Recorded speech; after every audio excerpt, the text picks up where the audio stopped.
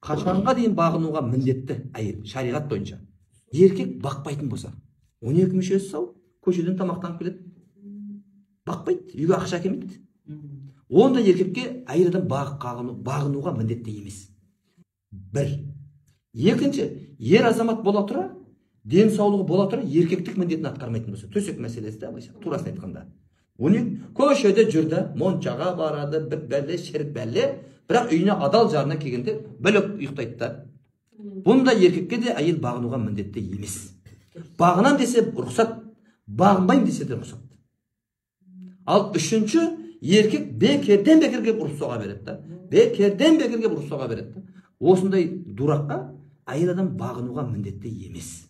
Енді қош енді, осы мен бас қостым ғой, енді даканса ғой, шыдаймын, рұқсат.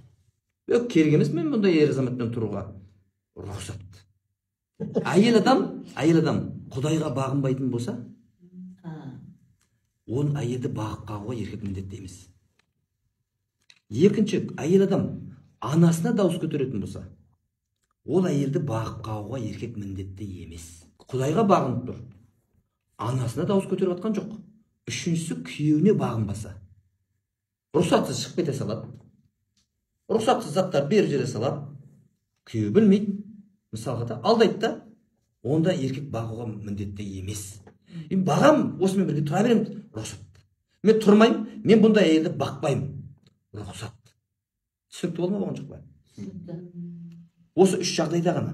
Ал үш жағдай орындалып жатқан жоқ. Анасын сыйлап жатыр, Құдайға бағынып жатыр, намазын оқып жатыр, ғұсылын құйынып жүр. Күйеуіне бағынып тұр. Енді бақпайтын болсаң, Алланың алдына жауап бересің. Біз қазір ер адам жаққа шығып кеттік па, әйел адам жаққа шығып кеттік па? Әйел адамға шығып кеттік. Қайсысын көтеріп, қайсысын түсірдік? Еркекті ма, әйелді ма? Тең. Баланс болады ма? Баланс болады. Бұл ислам. Осы. Ислам деген не ол десе, еркек пен әйел өзінің орнын білу керек. Орнын білу. Сонда мына үйден нормальный бала шығады. Ертең ше.